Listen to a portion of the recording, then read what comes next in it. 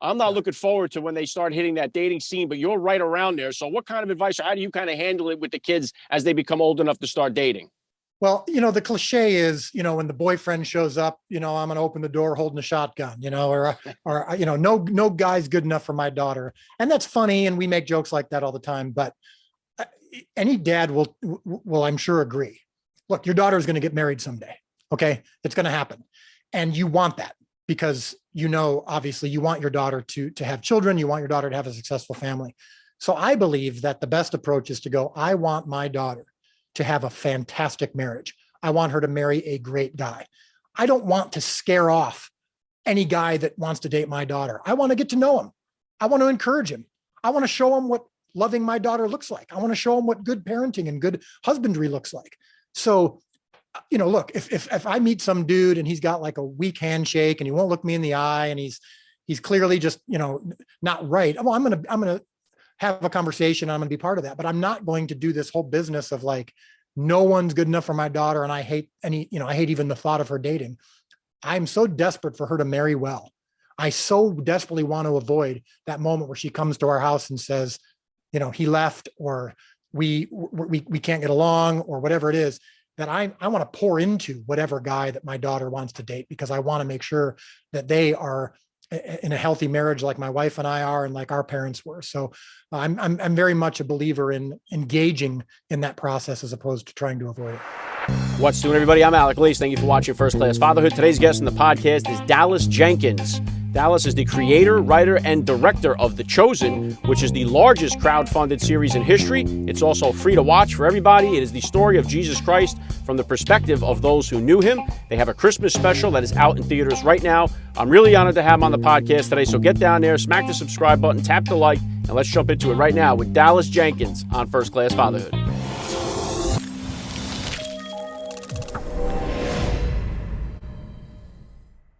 Joining me now, First Class Father, Dallas Jenkins. Welcome to First Class Fatherhood. Thank you so much. It's an honor to be on your show. All right, let's start it just like this here. How many kids do you have? How old are they? 20, 18, 16, and 14. I have a 3 biological kids. My 4th is adopted. 2 boys, 2 girls. Wow, very cool. What kind of sports or activities were they all into growing up? Well, here's what's funny. My oldest son, when he was born, I thought we've created an athlete of all athletes, because I was an athlete growing up all the way through college. My wife was a gymnast for 12 years. I thought we're going to have the best of all worlds, her flexibility and power and quickness, and my size and strength and all this. And he had zero interest in sports from day one. There was nothing I could do to convince him. I'd give him a basketball hoop and he'd put his little animals on the hoop and play with them. He was always just interested in movie making and whatnot, which is great because that's what I do. Then my daughter is a superstar athlete, big volleyball player. She's now in college doing that. And then my next daughter, again, no interest in sports. She's a dancer. She's a competitive dancer, which is great.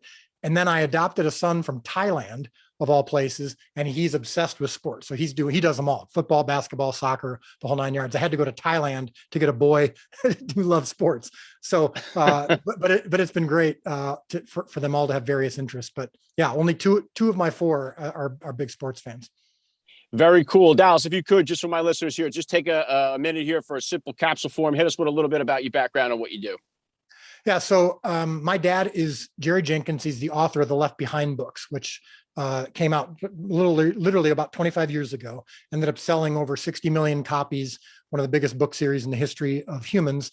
And I inherited from him my love of storytelling. And even though I was an athlete growing up and planned to be a sports broadcaster, when I was in high school, I saw the movie One Flew Over the Cuckoo's Nest with Jack Nicholson, and that changed the whole trajectory of my life. I immediately wanted to do that for a living, make movies, make shows. And so right now, as I talk to you today, I'm the creator of The Chosen, which is the first ever multi-season show about the life of Christ. There's been movies, there's been miniseries, but there's never been a multi-season show about Christ. The first 2 seasons are out now. And right now, and here in December, I don't know when this will air, but in December, our brand new episode and our Christmas special. The Chosen Christmas special is in theaters for 10 days and then will be available free everywhere else. But yeah, The Chosen is essentially my what I do right now, besides the most important thing, which is being a husband and father. Yeah, very well said. Yeah, and The Chosen has been such a success. I'm going to hit on that more in just a second here. But take me back, if you could, Dallas, to the beginning of your fatherhood journey then. About how old were you when you first became a dad, and how did that experience change your perspective on life? I was 25 years old. I got married when I was 22. So about 2.5 years into our marriage is when my wife got pregnant. And yeah, I'll never forget. Well, here's what's funny. And I don't know if I feel like there's a lot of other dads that can relate to this, but you know how when the child is born, the 9 months previous, it's the wife who's had the majority of the feels, the connection with the baby. The husband feels the baby's kick and stuff, and it's kind of cool, but it's not until the baby's born and where you have that first moment of, oh goodness, okay, my life's about to change.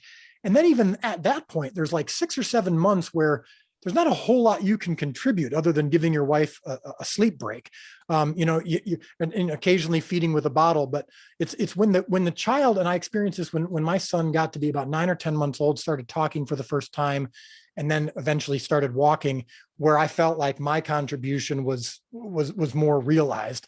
And that's when I really realized, like, okay, I have a job to not only support my wife and help my wife, with sleep and all this kind of stuff, but now I actually have things to do.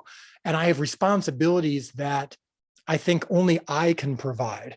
And that's why men and women are different, is they each provide these different things. And so it was around the 10-month mark when my son started talking and then started walking, where I thought, all right, my role in life is to help him be strong, help him to grow, both literally and physically.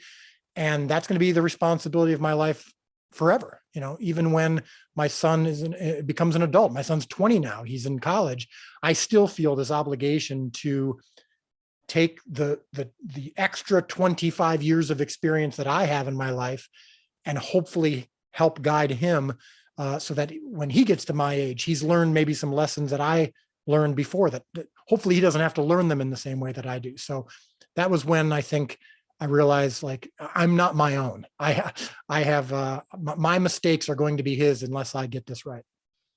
Yeah, really good stuff, Dallas. And a lot of dads sometimes get discouraged early on because they don't feel that automatic connection of, like, I'm a Right. dad. And a lot of them attest to that. And I liken it a lot of times because I've had a lot of dads on here who have won the Super Bowl, play in the NFL. And they say similarly, like, when they win the Super Bowl and the microphone is shoved in their face, say, hey, you're a Super Bowl champion. How does it feel? And they say, well, it hasn't really hit me yet. And it's like, it's a similar circumstance for dads when the baby is born. They're like, well, how does it feel to be a dad? Sometimes it doesn't hit right away. And sometimes that can be a little discouraging to dads. And one of the reasons why I love what you do, Dallas, is because I talk on my show all the time about the fatherless crisis that we have going on. The nuclear families in our country have been just broken down and destroyed so much. And I really believe that if we could strengthen our nuclear family units and bring God back into our society, that 90% of the issues that we're having in our country would start to dissolve quickly. What's your take? I think you might be conservative on the 90%. I've said this multiple times on social media. I've said it when I speak. The number one biggest factor, and there isn't a close second, the number one biggest factor in societal ills, just list the top 10, whether it's prison, or education, or divorce, or drug addiction, or sexual assault, racial issues, all of that. By far the number one factor, and by far the most common denominator, is fatherlessness. And that does not at all in any way, and you would be the first to say this, I'm sure, diminish the vital, incomprehensibly important role of mothers. But when a child is born out of wedlock, or when the father is, when there is a family unit, but the father is absent, or the father is overbearing, when he goes too far on either extreme of absentee or overbearing or abusive, it will guarantee some issue that will have to either be overcome or, in most cases, surrendered to, and the cause of so many of the most destructive aspects of our society. And so if dads were more present and loving, and found that important balance that Jesus, the man I make my show about, had between masculinity and gentleness, between the importance of leadership and servanthood, strength and meekness, all in one. When you can crack that code and find that middle ground, you can change the world. And when you don't, you can destroy the world. And I believe that that is absolutely what is happening more than ever in our society. And it's devastating that not only is it happening, but it's being ignored as the primary cause. If anything, it's being aggressively ignored as the primary cause, and the opposite is taking place. And it's probably the thing that is the most saddening part of life right now, is how fast we are moving away from the important role of men taking on the responsibility that they're supposed to be taking on. Yeah, very well said, Dallas. Yeah, I almost talk about it in every episode of the show here, because I believe, like you, that it's the number one social issue we're facing. We're trying to solve all these other social issues, but unless we get to the core of this, we're just going to be running around in circles. And I do always make sure to make that stipulation too. It takes nothing away from single moms that are out there that are working miracles. Right. I agree. And I always make it, I put it in this way, like, not all kids that grow up without a father are going to become pregnant as teenagers, but 73% of teenage girls who are pregnant come from fatherless households. And those statistics always hold true, whether that's homelessness, suicide, drug use, on and on. So I'm sure you know all the statistics as well. So I love to hear your point on that. And one of the things too, I feel if we can get families back to the dinner table, like I make it a point. I have 4 kids myself. We sit down every night together, 6 o'clock religiously. We pray together, we eat together. And I think that's just that one piece of the day is so important. I wish we could get more families back around the dinner table once again. Well, that's an important point, because a lot of fathers, and I hinted at this when I was just talking about it earlier, is they're married, they're present, and they think that's enough. And so they're traveling a lot, they're chasing their careers, and they justify it by saying, well, eventually, I'm providing for my family. Eventually, once I get past this busy season, I will be more present. But my kids, what they really need is for me to be able to provide. And that can be just as much of a trap. We can get into this trap of believing that just because we're providing financially and giving a roof over the heads, that that's enough. And my dad used to speak about this all the time. My dad's written books on this issue of the myth of quality time over quantity time. We think, well, I'm not there all the time. I travel a lot, but when I am there, it's quality. And quality is good, but quantity is even more important. And like you just said, that's a great point. Just simply making a discipline of being at the dinner table and treating that just as importantly as any of the other things on your calendar. When I have a meeting with someone, so every now and then we'll schedule a meeting and the other person will say, I can't make it because I have a doctor's appointment, or because I have a wedding I have to attend to, or whatever it is. And I never think, well, how dare you? You need to prioritize my meeting. Well, if we started to treat dinner table with the family, or extra time being there for our kids' ball games, or whatever it is, as importantly as we do some of these other things we put on our calendar, that is a massive, massive difference maker, and will keep you from having one of the biggest regrets that successful people often have is, I wish I would have spent more time with my kids. We have to make sure that we're keeping each other accountable so that that's not a regret that we have. Right on with that. Yeah, we never hear anybody towards the end of life saying, I feel like I spent too much time with my family. That's never seems to be the regret. So, and then bringing back the other aspect of this, one being the fatherless and the nuclear family going down, the other one being God being removed from so much of our society. And this is why, there is so much junk that we have access to today, and we're overwhelmed with it on Netflix and Hulu and all this other stuff. There's so much garbage. There's not many things you could sit down and actually binge watch or watch together as a family, which is why I love what you've done here with The Chosen. I do know that it can be very, especially for a lot of Christians, they could be very quick to point out errors maybe in the storylines and stuff like that. So I'm kind of curious, what has been the feedback that you get from the Christian community that watches it, but also what's the feedback you've gotten from the secular community about the actual production and the feedback you get from the show? Well, thank you for that. Yeah, I would say that 90+%, probably even higher, the feedback has been overwhelmingly positive. People telling us their lives have been changed in every country in the world. They're reading their Bible more than ever. They're spending time with their family more than ever. And like you said, it's something that they can watch with their kids, which ironically enough is not something I expected. I didn't expect that children would like the show as much because it's a complicated show. It's not just like, Sunday school lessons like what you grew up with. And so seeing that happen has been extraordinary to watch. Now, that said, there is, of course, always going to be criticism. I would say the majority of the criticism that we've gotten has been from the Christian community, people who don't like the fact that I'm working with, in the hundreds of people that I'm working with on the show, some of them are Catholic or some of them are LDS, or you get the Catholics who are upset that I'm an evangelical, or people that are agnostic or atheists who are working on the show. They get bothered because out of the 16 episodes we've done so far, they've loved most of them, but then there will be a 20 seconds of it that doesn't jive with what they think they would have done if they made a Jesus show. And so they feel they love trying to solve centuries of debate with one YouTube comment. You've experienced this, no doubt, I'm sure, as well. And you just got to get to the place where you just don't care. And that's where the place that I've gotten to is I'm open to criticism from my wife, from my friends, from my pastor, from my accountability partners, but I'm not making decisions for a show and for my career based on avoiding or seeking negative or positive YouTube comments. And so when we talk about the criticism, I'm like, oh, it's fine to talk about, but honestly, when I'm writing a show, it's so hard to make a good show. And it's doubly hard to make a good show that honors Jesus in the Gospels. I cannot add to that the weight of trying to please or avoid displeasing anybody other than God. And so we actually have fun with the criticism for the most part. It's just like we want to try to give people an example of how to respond to that, because so many times I think you'll agree with this, you strike me as someone from the podcast episodes I've listened to as a pretty tough guy. I think we have more of a sensitivity problem in our culture than we do a negativity problem. We're always complaining about people who are negative or mean or bullying or whatever it is. And I go, and bullying, of course, is wrong, but could you imagine if all of us just decided all at once to not be offended by things, to not take offense where it doesn't belong to us, to actually find our worth in God or our worth in our families, as opposed to finding our worth in whether or not we're getting criticized by people we don't even know? That would change society, because we'd go, we find our strength in something else. And so when someone makes a negative comment, instead of being wounded about it and trying to cancel that person, or even just on a personal level, shutting them down, or being wounded, or being depressed about it, or trying to please people, or apologizing for things we didn't even do wrong just because we're so sad that we got criticized, I think the negativity would eventually go away because it wouldn't have any power. And that's what I hope we try to model with how we handle criticism with The Chosen.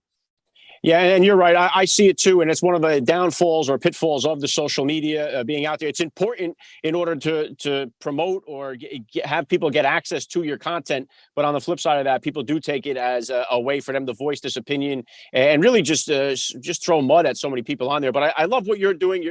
You're leading so many people, I think, to Christ as well in what you're doing. And I think maybe I would liken it to the playing the part of Andrew, in a sense. Only the 3 times in the Bible we see Andrew, he's always leading people to Christ, whether that be the Greeks or whether that be the guy with the loaves of fish. He's always bringing people to Christ. I see that as your role here. You're bringing people to Christ with what you're doing. And I'm Catholic, and I got to tell you this, the pastor of my church, Father Jeff, is a big advocate of your show. He talks about it in many of his homilies. It's always in the bulletin, always encouraging the parishioners to watch the show. I told him I was interviewing you today. He was really elated. He had a couple of questions about the show. I'm going to hit you with it here. His first one was, how do you keep such an amazing cast under contract and available for season 3 and beyond? Yeah, that's a great question. Well, when we do our contracts, and when we did the contracts for season 2, the contracts were for multiple seasons. And obviously I can't get into details, but it was we recognize that you're making a commitment to us, and we're making a commitment to you. So let's do something that's mutually beneficial. And like with sports contracts, I mean, you talk to athletes all the time. We need to commit to each other, and we can't have it so that in 4 seasons from now, you're gonna get tired of it and you're gonna just move on to something else. By the same token, we need to say, look, if we're gonna ask you to make that commitment in your career, we want to be generous and reward you, because if we get that far, which it looks like we're going to, you deserve to be treated well. So we baked into our contract provisions that would make sure that the success of the show, that they were tied to the success of the show. The better the show does, the better they do. And so yeah, it's very important for our cast to be taken care of, especially when we're a free show. Because we haven't talked about this yet, but the show is totally free. We rely on people deciding if they want to pay for it. And so we don't have a big $100 million check from a big studio. So we just want to make sure that our cast is taken care of, that they can provide for their families or for themselves by doing this and committing to the show a long time. So we've done that, and we take our cast very seriously and love them. And what we recognize that when people watch the show, the portrayals are so much a huge part of why they love these characters so much. Yeah, I would imagine a difficult balancing act. But yeah, and the fact that you crowdfunded this thing and made it the biggest crowdfunding, what a success. So that's a big part of the story. Yeah, I did leave out. But second question from Father Jeff is, do you plan to go beyond the Pentecost and capture the work of the first Christian community? Yeah. Well, when The Chosen is over, the 7 seasons we're doing, which will cover into the resurrection and some of the aftermath, I'm going to take a nap for about a year. And then we will consider whether or not we're going to go into the book of Acts. And what's funny is that's where right now, when we're doing The Chosen, Catholics and LDS folks and evangelicals like myself, there's so much we agree on because we're just focused on the Gospels. Well, then we get into the early church and all the things that happened after Jesus was here, and that's where, of course, we'll have even more to debate and discuss. But if God wants me to be telling Bible stories the rest of my life, I could be doing a lot worse. So I will happily do what the Lord leads me to. But right now, I just want to be focused on season 3 and the future seasons of The Chosen. If I get that right, then we'll see about the book of Acts. Yeah, I like your style. All right, let me bring it back into you as a father here for a second here. What type of disciplinarian are you, Dallas, as a father? And is that different than the discipline style that you grew up with? It's similar to the discipline style I grew up with. I would say we model calm assertive, meaning that we're a very strong disciplinary household. We believe in firm punishments for disobedience. But by the same token, I believe that anytime you're yelling or anytime you're hitting, I mean, we believe in spankings, but there's a difference between spankings and hitting. When you're doing something, as my dad taught me this when he was growing up, he said, we never spank out of anger. So there was never moments in my household growing up and never been moments in my parenting where we got angry at our kids. And as a result, did a kind of a spontaneous, smack or something, or yelled. I've raised my voice at times when I shouldn't have, and I've apologized for that. But we believe that the strongest households and the strongest parenting comes from a calm. And when you see a mom or a dad who can just with a look or with a gentle raise of the hand, not to strike, but just to kind of like, quiet down. When you see that and the kids instantly are falling in line, that more often than not reflects a calm but assertive household. And when you see a mom or a dad in public yelling or raising their hands, or trying to get their kids' attention like that, that's usually a lack of control. So I believe that children respond best to and are raised best in an environment where they're encouraged to explore, where they're encouraged to question. I never dissuade my kids from questioning. I love the question why. I don't want my kids to just fall in line and go, yes, whatever you say, sir. I want them to ask. They just need to do it respectfully, and ultimately obedience is the number one priority. And I believe that's actually loving and prepares them for the world that's not out there to coddle them. And so I don't like to see my kids get into their first job or get into the world and then be wondering why or they're not being coddled and have no idea how to respond. Yeah, we're definitely seeing an issue with that as the every kid gets a trophy philosophy has been a colossal failure in this country. But I think what's interesting, Dallas, with the discipline aspect, I've interviewed so many dads here, and whenever I ask them the discipline question, so many of them say, oh, it's drastically different than I grew up with spankings and the switch and a belt and whatever it may be, and I don't dare do that to my kids. And I think a lot of dads will be afraid to admit that they spank their kids because they don't want that backlash of what that seems to be perceived. And I think you're right. There's obviously a big difference between spanking a child and beating a child. And I think so many. Yeah, sorry, I didn't mean to interrupt you, but yeah, there's extremes, and I think what we do as a society in lots of different areas, but discipline is one of them, is we overcorrect.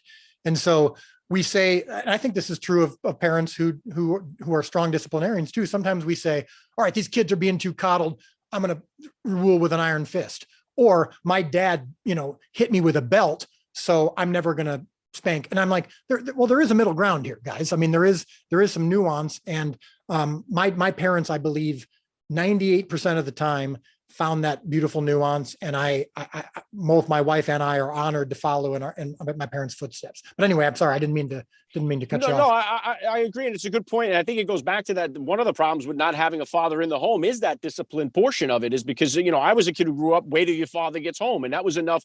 Like if I threw a brick through a window, I would rather the cops get me than my father get me, So if you don't have that, I think that leads to a lot of what we're seeing in society as well. Yeah, well, and it's the recognition of the role of fathers and mothers and that there is a difference. And I want my kids. I want the aspects of my wife that I don't necessarily have. Some of the more nurturing instincts that she has are vital. I want that in the mix, but she also wants what I bring to the table. And a lot of times that's not necessarily just discipline, but that's oftentimes like you ever see it where you'll see this a lot, where a kid is walking out in public and the dad and mom are there and the kid trips and falls, or the kid is struggling to get somewhere, and you see the mom instantly go to reach for him and help him. And the dad's going, no, let him figure it out, or let her figure it out. And both are important. I want my wife's instincts to be to nurture, because sometimes that's important. But she recognizes the importance of sometimes going, look, our kid doesn't want to jump off the high dive right now, but they need to. And we're going to wait here and we're going to let them do it. And we're going to walk them through it and talk them through it. Because if our kid spends the rest of their life giving in to fear or avoiding anything that's difficult, which is what sometimes moms want to protect their kids from, is difficulty. When you find that balance of nurture and pushing a little bit, and nudging a little bit, and making sure that you're raising kids who have the ability to overcome obstacles, it's a beautiful combination. And too much of one over too much of the other, either side, whether it's too abusive or whether it's too coddling, can lead to a lot of major struggles. And so I think the key is to try to find that balance.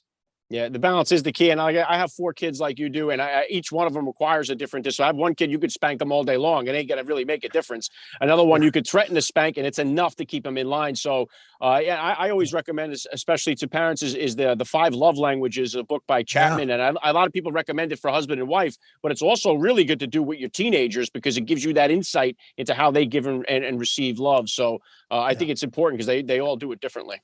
Yeah, it's a great point. And like I mentioned, my son, my oldest son, ironically enough, I think he probably got 10 spankings in the first 10 years of his life, or 8 years, whatever it was. My daughter had probably 300. And then my next daughter, literally all you had to do was say no firmly, and she would hang her head and like tears would come down her eyes. I don't think she got spanked once. She just didn't need it. So yeah, having that nuance, having the ability to know your kids well and know what's best for them is a vital, vital skill. And I think if dads spend as much time working on that as they did reading management books, I think we could really have a huge impact in the world. Well said. And how old did you say your oldest daughter was? My oldest daughter's 18. Okay, because my youngest is my only girl. She's 7. So I got 3 boys and then the girl. So you already have one in college there. I'm not looking forward to when they start hitting that dating scene, but you're right around there. So what kind of advice, or how do you kind of handle it with the kids as they become old enough to start dating? Well, the cliche is, when the boyfriend shows up, I'm going to open the door holding a shotgun, or no guy's good enough for my daughter. And that's funny. And we make jokes like that all the time, but any dad will, I'm sure, agree. Look, your daughter is going to get married someday. Okay. It's going to happen. And you want that because, obviously you want your daughter to have children. You want your daughter to have a successful family. So I believe that the best approach is to go, I want my daughter to have a fantastic marriage. I want her to marry a great guy. I don't want to scare off any guy that wants to date my daughter. I want to get to know him. I want to encourage him. I want to show him what loving my daughter looks like. I want to show him what good parenting and good husbandry looks like. So, look, if I meet some dude and he's got like a weak handshake and he won't look me in the eye and he's clearly just, not right. Well, I'm going to have a conversation. I'm going to be part of that, but I'm not going to do this whole business of like, no one's good enough for my daughter. And I hate I hate even the thought of her dating. I'm so desperate for her to marry well. I so desperately want to avoid that moment where she comes to our house and says, he left, or we can't get along, or whatever it is, that I want to pour into whatever guy that my daughter wants to date, because I want to make sure that they are in a healthy marriage like my wife and I are, and like our parents were. So I'm very much a believer in engaging in that process as opposed to trying to avoid it. Yeah, I love that, Dallas. And I've had quite a few dads on here who have made that mistake with their first daughter, and then made the correction with their second one, where they went to that hardcore scare all the guys off, and they didn't get the results that they were hoping for. So I love what you say there. Obviously, working on The Chosen here takes top priority. You have any other projects or anything else that you're working on the side? When can we expect to see season 3? What's next for you here in the future? Yeah. So right now, The Chosen is all consuming. We got this Christmas special that's out in December, and then I'm finishing up the writing of season 3. Season 3 we start filming in early 2022. That's my primary thing. But yes, I'm now in development on a few other projects that are pretty significant, including starting to have talks about doing a Left Behind show based on my dad's books. Because before my dad dies, I want to give him a good Left Behind project. So we got a lot of things a lot of irons in the fire. But more than anything else, I have a great responsibility with The Chosen. I don't want anything to distract that. So that's the primary focus. Awesome. All right. Last thing I want to hit you with here, Dallas. I love to ask all the dads that I get on the podcast, what type of advice do you have for that new dad or for that about to be father who's out there listening? Well, I think the same phrase that applies to life in general, I think applies to parenting that is so great. It's the phrase, die to self. Our instincts are flawed. And when you die to yourself and you find your worth in Christ, that's going to make you obedient and surrendered and humbled. And that's going to cause you to seek out help. And so no one is prepared for parenting because no parent has ever done this before when they have their first kid. So you need to seek out the wisdom of parents of kids that you see that seem to be, at least as much as you can tell, whole. And that's a weird word, but when you see, when my wife and I first had kids and we saw other kids who seemed to be so joyful and seemed to be, their self-esteem seemed to be strong, but yet they were also humble and respectful, we would talk to those parents. What did you do? How'd you do it? We read books on the topic from people we respected. Seek out as much information as you can and don't overcorrect the mistakes your parents made, and don't avoid copying the success of the parents that you see around you. And so when you really do consider it to be the number one priority in your life is stewarding these children that God has given to you and taking it as seriously as your career, taking it more seriously than your career, you have a shot. But it's not going to be easy and you are going to make mistakes. So die to yourself and recognize that you are not perfect, and but you can, as much as possible, surrender to this process and pour into your children. Yeah, very well said. I love the message. It's been a lot of fun for me. I got to say, Dallas Jenkins, you're a first-class father all the way. And thank you so much for giving me a few minutes of your time here on First Class Fatherhood. Thanks so much. It was an honor.